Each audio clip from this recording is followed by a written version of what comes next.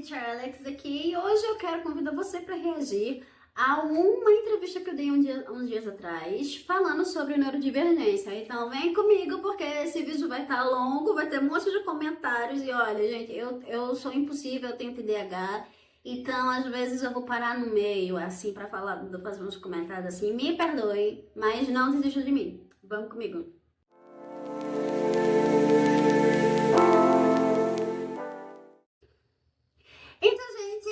Eu estou aqui pra gente reagir a esse vídeo. É uma entrevista que eu dei e eu gostaria de pontuar algumas coisas, tá? A primeira coisa é que nesse vídeo eu estava extremamente desregulada, tá? Por que eu estava desregulada? A gente teve um ruído comunicativo entre eu e o pessoal da produção, né? Eles me falaram uma coisa, na hora chegou lá era outra completamente diferente, né? As perguntas que eles me pediram não foram feitas pra mim.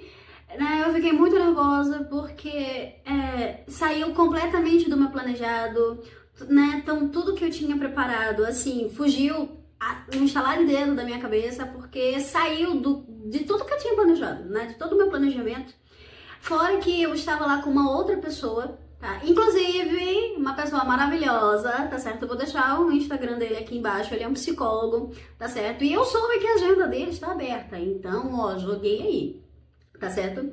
Então, foi um pouco complicado pra mim e pra ele, porque a gente não sabia, a gente nem se conhecia, a gente não sabia. Aí eu fiquei pensando, meu Deus, e se o que ele vai falar não for bater com o que... É claro, ia bater porque, né, a gente tem experiência, ia bater de uma hora pra outra, mas na hora bate o nervosismo que a gente não consegue pensar muito bem. Então eu já estava despreparada, quer dizer, não que eu estava despreparada, eu estava desregulada.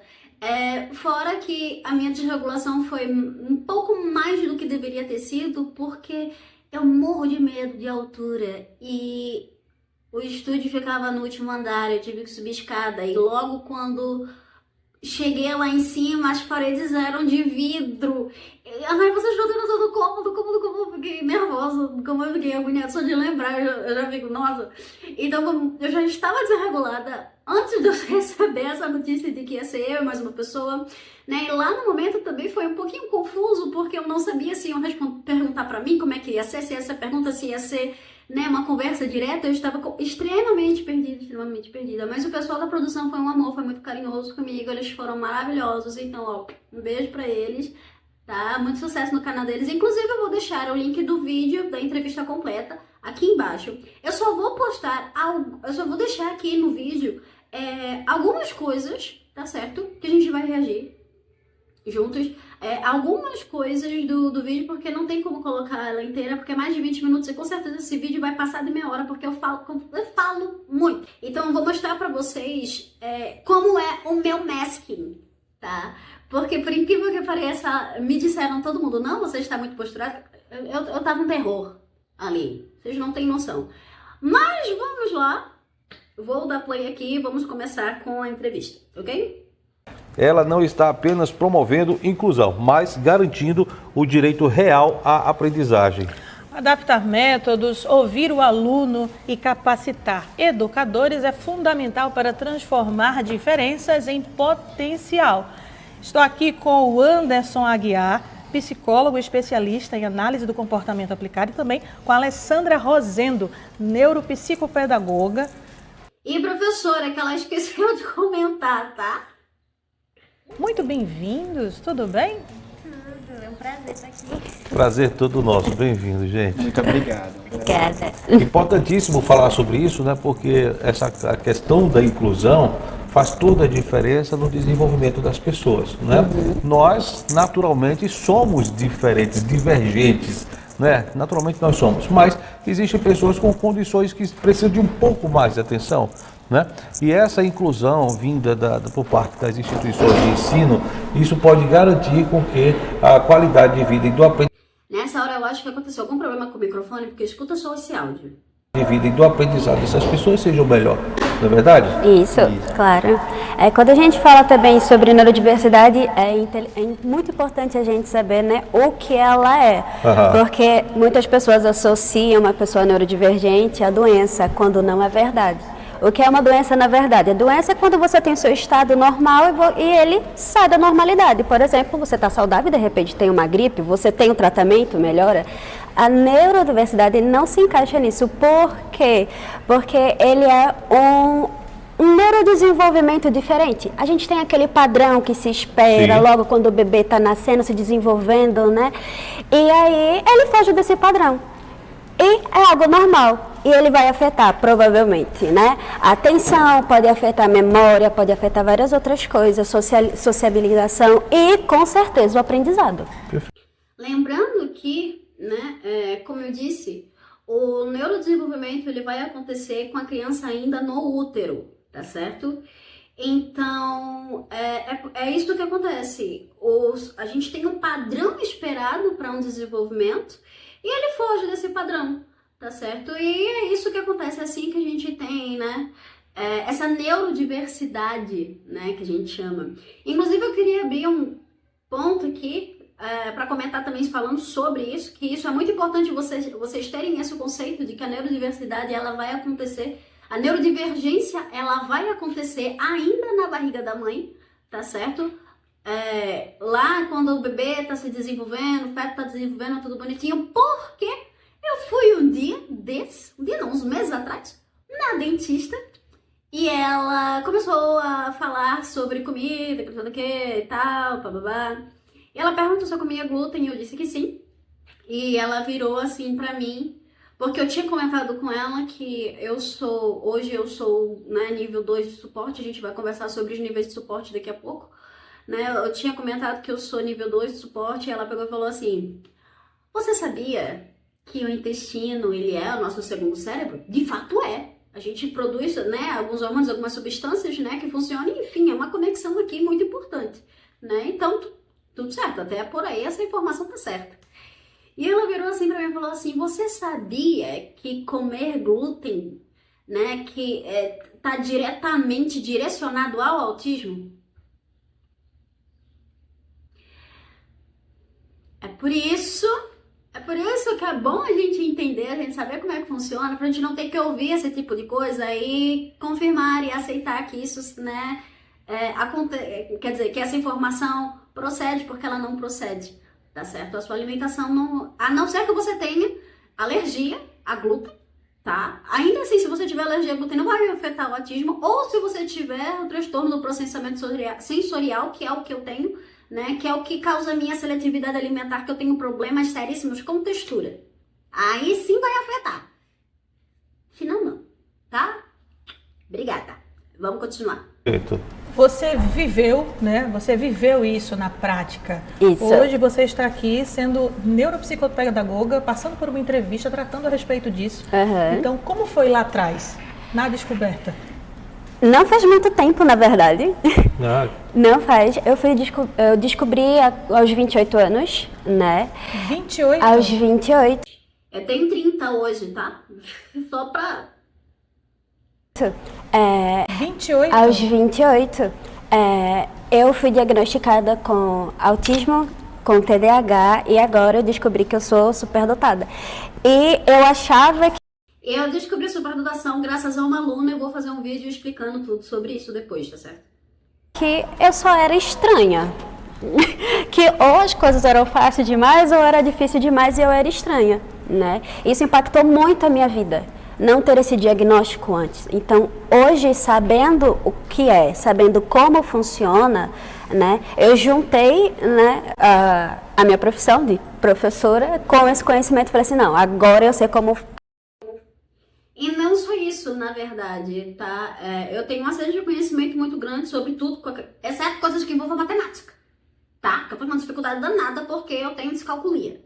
E dos 6 tipos de descalculia, só tem 4, tá? Então daí vocês tiram. Mas eu tenho uma série de conhecimento muito grande. Eu sou formada em biomedicina, tá? Então eu sempre tive muita curiosidade sobre como as pessoas funcionam, até porque para eu conseguir entender durante a vida, né, o que é que estava acontecendo, como eu deveria me comportar em certas situações, por que as pessoas faziam algumas coisas. Então eu sempre tive muito essa curiosidade, né? Então eu aproveitei o meu conhecimento de biomedicina, de neurofisiologia, de neuroanatomia, né? Me ajudou muito, né, na pós-graduação que eu fiz de neuropsicopedagogia, né? Inclusive, eu estou na minha segunda pós-graduação de neuropsicopedagogia, tá? Só que dessa vez adicionou neuropsicopedagogia e educação inclusiva. Eu também estou fazendo uma pós-graduação só em TDAH, comportamento em TDAH, como é que trabalha com pessoas com TDAH. E eu também estou fazendo outra pós de pedagogia fora uma nova graduação que eu comecei agora, tá? Então, para vocês verem, assim, essa noção, eu tenho uma sede de conhecimento muito grande, que eu só achava que eu era realmente a nerd chata insuportável, mas hoje eu descobri o porquê disso, né? Então... ajudar os meus alunos, né? Tanto que hoje eu sou professora de inglês e a maioria dos meus alunos são neurodivergentes. Ah, que legal. Isso. Agora, Anderson, isso é muito interessante, né? Depois do diagnóstico fica muito mais fácil, tanto para a pessoa, né, que está passando por todo esse processo sem entender bem, como para a família e também para a instituição de ensino. O que significa na prática falar sobre a aprendizagem de alunos neurodivergentes dentro do ambiente escolar? Então, a aprendizagem nesse processo do ambiente escolar... Eu vou cortar algumas falas dele, não porque o que ele fala tá errado, tá? É porque a entrevista durou mais de 20 minutos e senão a gente não vai ter tempo. Mas, resumindo, a importância da gente saber como o cérebro da criança funciona, o cérebro do estudante funciona, porque não vamos focar só na criança, porque a gente tem pessoas adultas hoje que estão aprendendo como elas funcionam, né? Então, é muito interessante a gente saber qual é o perfil da criança. E aqui eu não estou falando exclusivamente de pessoas com transtornos, tá? Ou com dificuldades. Eu estou falando de pessoas no sentido de neurodiversidade, de cada cérebro diferente, e cada cérebro tem o seu perfil, ok? Ok. Então vamos lá, é muito importante a gente saber por quê. A gente pode adaptar as nossas aulas, tá? A gente pode fazer com que aquele aluno, que ele não aprende muito ouvindo, ele aprende mais vendo, a gente fazer uma aula, né, botar esse tipo de estratégia dentro da sala de aula para que o aluno aprenda melhor, para que ele se sinta incluído. Porque imagina, você é uma pessoa extremamente visual, tudo que você aprende é visual, você precisa ver, né, aquele negócio, e às vezes você... putz, eu preciso lembrar daquilo, e você consegue visualizar, né, aquela informação, se a informação estava no quadro, a forma como você escreveu e tal.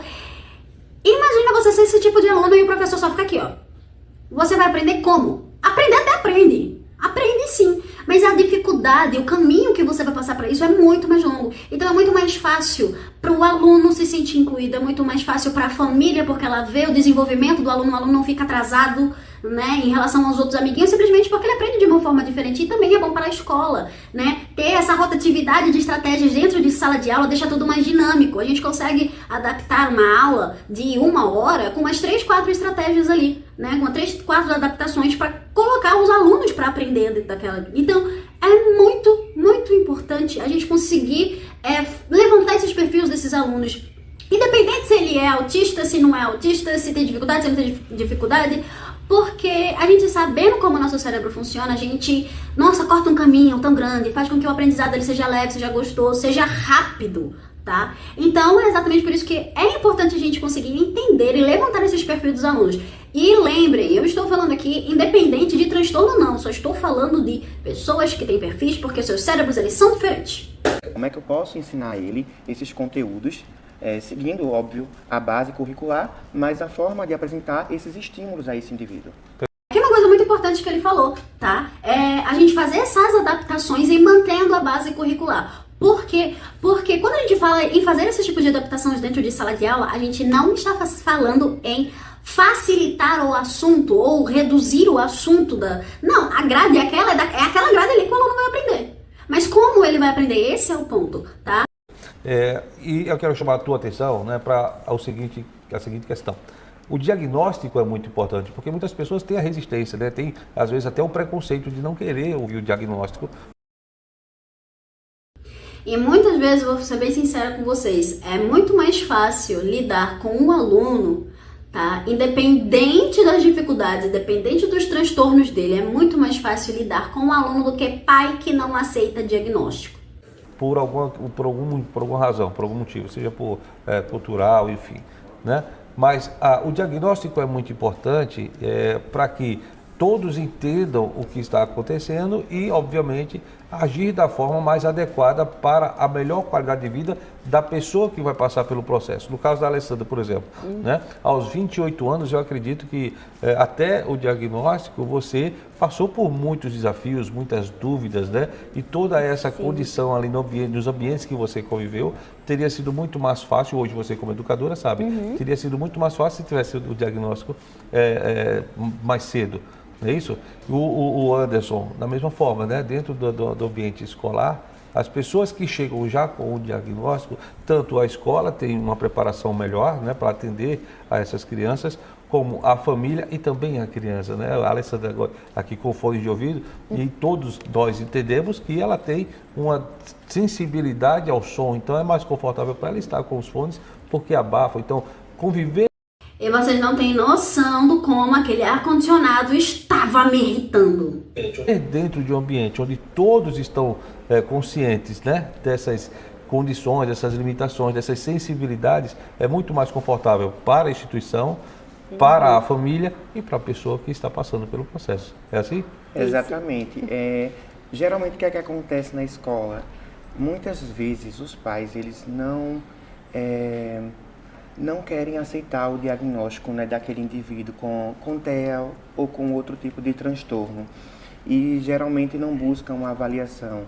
Dentro da escola, muitos professores identificam alguns alunos que ainda não têm um laudo, não têm um diagnóstico e que tem alguma observação ali, observa que a criança tem um tipo de atraso, perfil, né? Tem um perfil diferente dos demais, e isso já é um sinal de alerta para eles identificarem e pensar, vou chamar os pais para conversarem sobre esse diagnóstico. E muitas vezes essa conversa, ela traz um receio da família, né? O que a partir de agora eu tenho que fazer? Eu vou buscar um diagnóstico? Será que meu filho de fato tem um atraso no desenvolvimento? E aí a gente vai falar muito com o apoio do psicólogo nesses espaços, de acolher também essa demanda dos pais. Porque de certa forma, né, descobrir que o filho tem um diagnóstico de autismo ou outro atraso de neurodesenvolvimento, tem essa questão do luto, né? Tipo, eu tô com um filho que possivelmente tenha um diagnóstico, tenha um tipo de atraso e que eu vou precisar mudar toda a minha rotina para adequar as necessidades. Perfeito,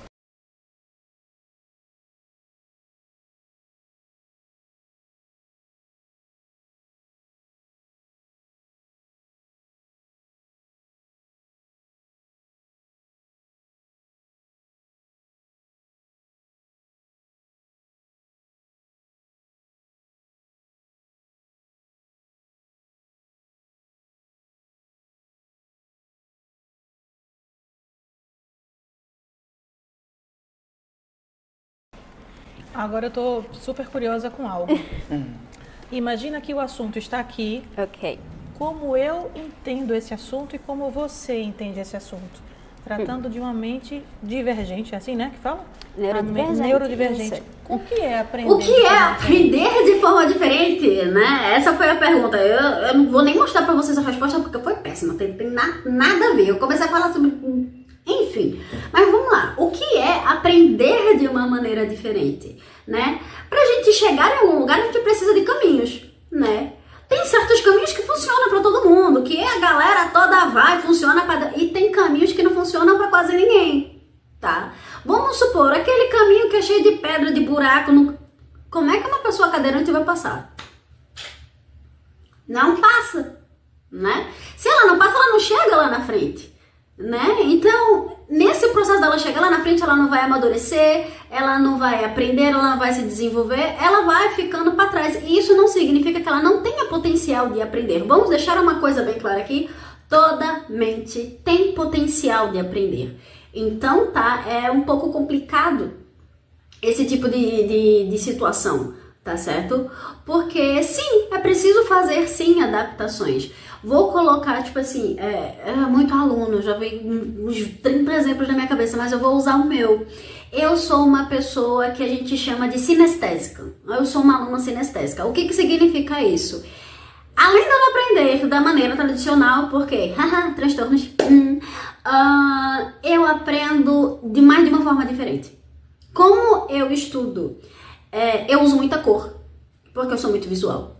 Eu faço esquemas nas minhas anotações, né? Eu também escuto muito. Então, não só isso, eu também sou o tipo de pessoa que eu preciso me movimentar. Sabe aquele aluno, eu tenho dó dos meus professores. Sério, sabe aquele aluno que ele não aprende sentado, ele não fica sentado de jeito nenhum? Eu não fico sentada de maneira nenhuma, não fico de jeito nenhum, não gosto, me irrita para um cacete, eu não consigo. Eu preciso estar em movimento, tá? Então eu sou uma aluna sinestésica, tá certo? Depois a gente fala sobre como ser um aluno sinestésico, mas né, eu sou esse tipo de aluno. E tem alunos que eles aprendem sentado com a cara no livro, lendo 24 horas. Tem aluno que aprende só ouvindo. Então, gente, vou dar uma pausinha agora, porque esse vídeo vai ficar extremamente longo, tá? Então eu vou dividir em 2 partes, tá? Então não se esqueça de curtir, comentar, compartilhar, se inscrever também. Fale sobre a sua experiência, o que você tá achando, tá certo? Me siga também nas outras redes sociais, deve estar por aqui em algum lugar. Acho que, se não, o nome é neuroenglish.br no Instagram, no TikTok, em qualquer lugar que você vai me encontrar com esse nick, tá certo? Então, vejo vocês no próximo vídeo, na semana que vem. Não se esqueça de compartilhar esse conteúdo com as outras pessoas. Bye, bye!